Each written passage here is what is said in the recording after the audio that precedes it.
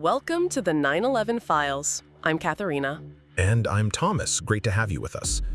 Katharina, September 11th, 2001, a day that changed the world.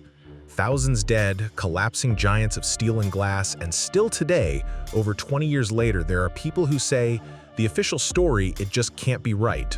Exactly, Thomas. And that's somewhat understandable, isn't it? When something so incomprehensible happens, people look for explanations, and if the official explanations are perhaps complex or leave questions unanswered, then that's fertile ground for alternative theories. Absolutely, and that's exactly where we want to start today.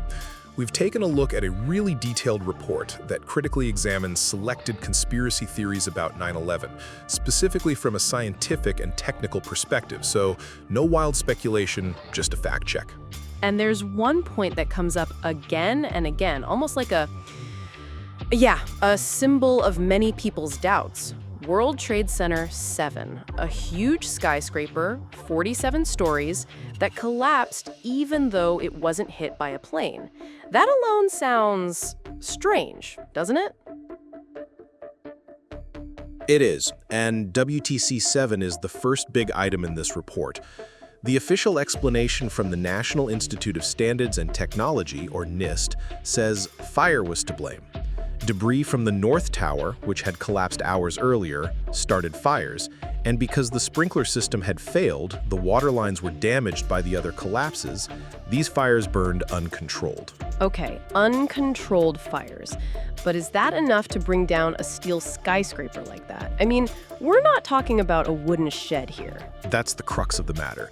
NIST says the heat led to the thermal expansion of steel beams, especially on the lower floors, and the decisive factor was apparently the failure of a specific column, column 79.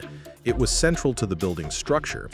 Interestingly, NIST says this failure was triggered at temperatures of around 300 to 400 degrees Celsius, so far below the melting point of steel.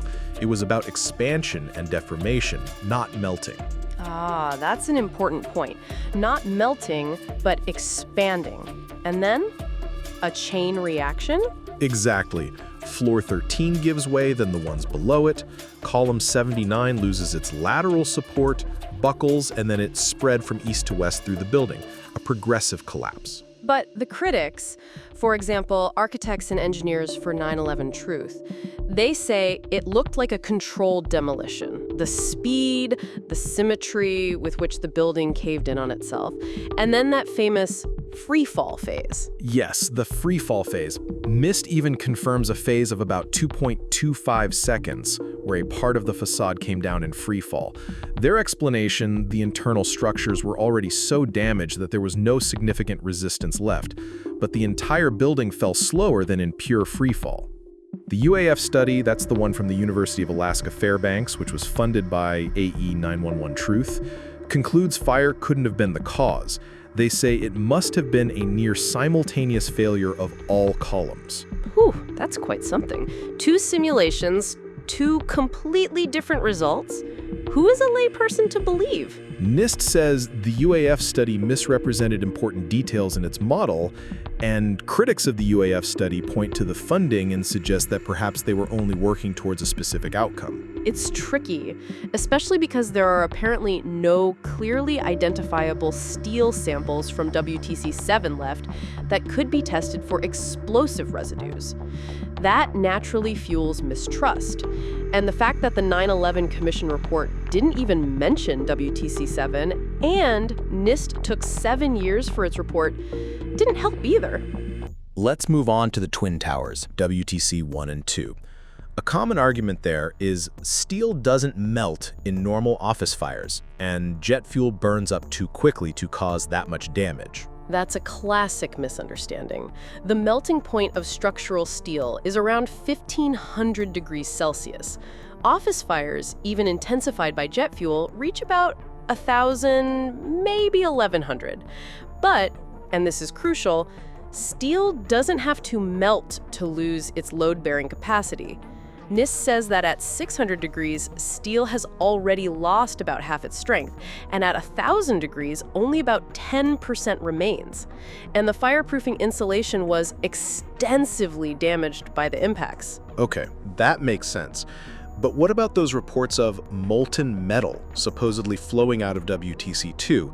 That's often cited as proof of thermite. NIST has a plausible explanation for that, most likely molten aluminum from the aircraft. Aluminum melts at 475 to 640 degrees C. They explain the orange glowing color by it being mixed with burning organic materials. The thermite hypothesis, that iron oxide and aluminum reacted to melt steel, is extremely controversial scientifically. Yeah, wasn't there that study by Harrit and colleagues about those red-gray chips in the WTC dust, supposedly Nano-Thermite? Exactly. But that study has been heavily criticized for its methodology and publication. The journal's editor-in-chief apparently resigned over it. There are alternative explanations for these chips. For example, primer paint, which contains iron oxide, and iron-rich microspheres, also claimed as thermite evidence, can also form in normal fires, or when cutting steel, which happened extensively during the cleanup. By the way, NIST didn't test for thermite because they found no evidence for it, and the amounts needed for a collapse would have been gigantic and impossible to place unnoticed. And then the collapses of WTC 1 and 2. That speed, almost like free fall, that's the main argument of the demolition theorists, isn't it? Yes, that near free fall speed. NIST says the towers fell in about 9 and 11 seconds respectively. That's faster than a typical fire-induced collapse, but it's not pure free fall. Their explanation, the impacts in the fires weakened the structure so much that the upper floors essentially crashed down onto the lower floors. The potential energy of the falling mass was so enormous that the lower floors couldn't withstand it. A progressive collapse, a kind of pancaking effect after the instability began. And the squibs, those puffs of dust shooting out sideways from the facades?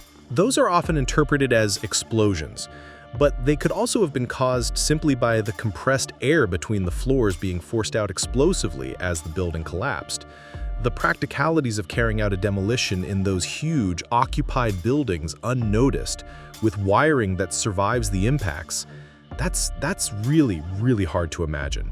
The consensus among structural engineers is pretty clear. The combination of impact and fire is a sufficient explanation. There are a few other, I'll call them pieces of evidence that are always brought up.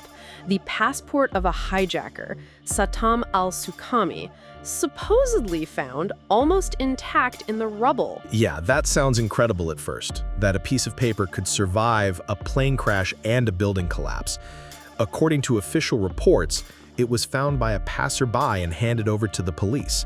There's no detailed official forensic analysis of how exactly it survived. That's one of those points where you either believe the official accounts or you say that just can't be. And the alleged insider trading on the stock market just before the attacks.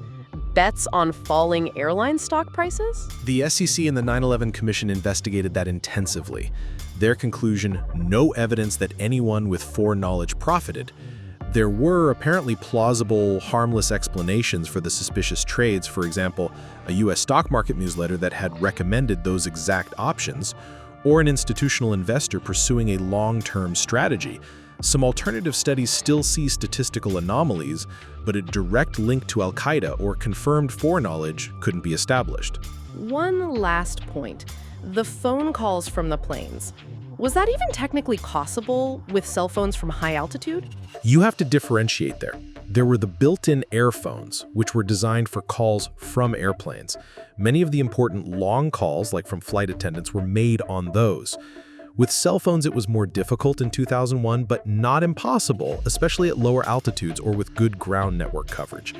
The 9/11 Commission documented numerous calls, and their content, reports of Arab hijackers, knives, violence, supports the official version and contradicts many core elements of the conspiracy theories. Whew, Thomas, that's a lot to take in. When you hear it all like that, many of the arguments from conspiracy theories seem, Well, shakier under closer scientific scrutiny than they first appear. Oftentimes, they're based on misunderstandings, like with the steel supposedly needing to melt. That's the point. The official reports, especially from NIST, are extremely detailed and based on established scientific principles.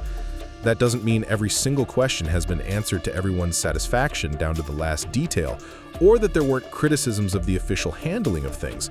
But the major alternative theories, like a controlled demolition of WTC-7 by an unknown power, raise many, many more questions and would require an incredibly high degree of secret coordination and execution. What remains, I guess, is the realization of how important critical thinking is.